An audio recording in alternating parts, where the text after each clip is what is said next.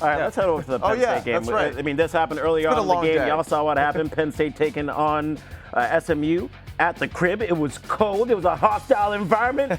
Let's see how they handle it. Scoreless. Kevin Jennings drops back, and it's picked up by Dominic DeLuca. And hold up, he's not done yet.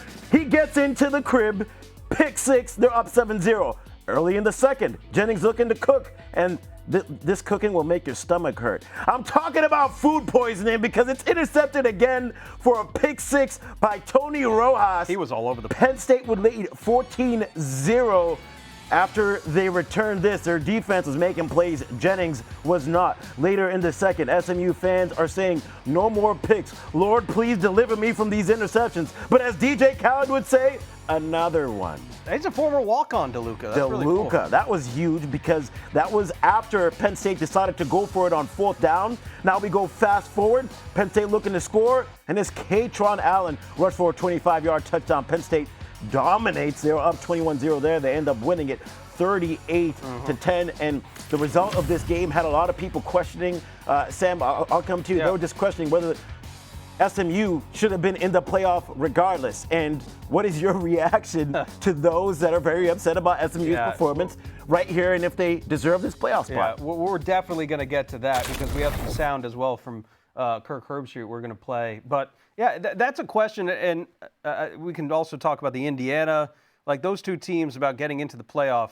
There's going to be some questions. I think a lot of the narrative is actually not even about the games today, but about who should have been in, who deserves to be in. We'll have that conversation in a bit. But Penn State's win was encouraging to me. If for nothing else, we finally got to see Penn State kind of impose their will and plant their flag. Finally. Yeah. Flagger. That's right. For all of the... it's been a long day. For all of the flack that James Franklin takes about not being able to beat the top 15 teams, Penn State beats who they're supposed to beat, and usually they beat them pretty handedly. They did that today. Yeah. But I mean, he tried though when he went for a fourth down on his own 19-yard line. I mean, he tried to get SMU back into the football game. But did the performance today really give you confidence that Penn State can beat the top-tier opponent? Such a good question. Like Georgia? Such a good question because what we came away from this game saying is, wow, this Penn State defense is really good. They once again shut down and carried this offense throughout the game. But what I look at for Penn State is their offense. And I say, wow, that offense was kind of an underwhelming performance. Drew Aller. What's special about it? Exactly. Right. The only thing special about it is their tight end.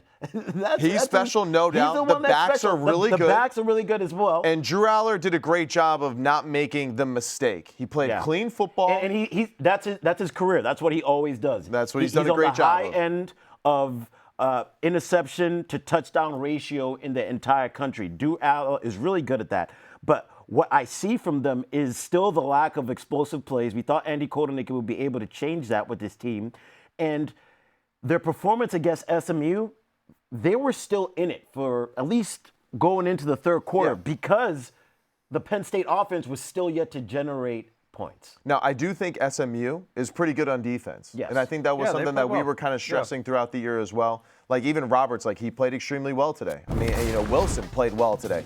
The overall physicality of Penn State, though, again, I think just overwhelmed them as the game went on. And when you're the better football team, you don't really need to go out of your way to necessarily win the game. Really, it's more so just keep leaning on the team that you think that you're better on, and eventually they will make the mistakes for you. And I think that's kind of like the recipe that they had today for James Franklin. Even though he tried to give them an opportunity back in the game, which was just, it was so dumb. It was so stupid. It's just unbelievable how bad of a decision that is. You know, and even Sarkisian, he made a boneheaded decision in that game too, going for it. Kick the field goal and go up 24-3. But still, in these games, he gets away with it now. Don't make that same mistake next weekend, right? Because now as we get better opponents and we're playing tougher teams, well-coached teams, you can't make these mental errors as football coaches and put your team in a bad position. Yeah. But where do those mistakes happen? What side of the ball do those mistakes happen? I mean, offense, right? Yeah, it's everyone's trying to be aggressive. And listen,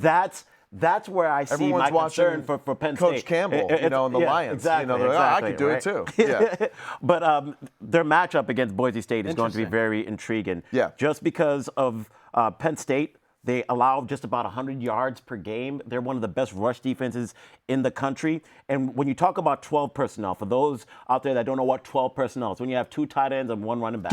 And that is what Penn State lives in. And they were gashing SMU in 12 personnel, 118 yards on 15 plays. And then when you look at what Boise State has been doing this season, they've been beat up when teams are in 12 personnel. Right. They give up about 172 yards per game for when teams are in 12 personnel, and that's 96 in the FBS. And the best rush defense that they've gone against is UNLV. That is not good at all. So I say that all to say this. Boise State, you're going against a team that is different on the defensive side of the ball. Yeah, no, you are. And the Nittany Lions opened as, I think it was an 11-point favorite. That's right. Against Boise State in the Fiesta Bowl. The biggest X factor, I think, for me is what can Maddox Madsen do? Like, can he kind of... What we saw today, Kevin Jennings overwhelmed with multiple looks at the line of scrimmage with 6 or 7 defenders at the line of scrimmage. And a lot of them they pressured, right? Yeah. And Abdul Carter, Dennis Sutton, their size, their physicality, They made and their some money speed, today. Yeah. right? No doubt they got paid today. Yeah. But their ability to collapse the pocket quickly on quarterbacks, Madsen's going to have to make quick decisions, and he's got to be extremely accurate because on the back end, Penn State does a good job of covering up.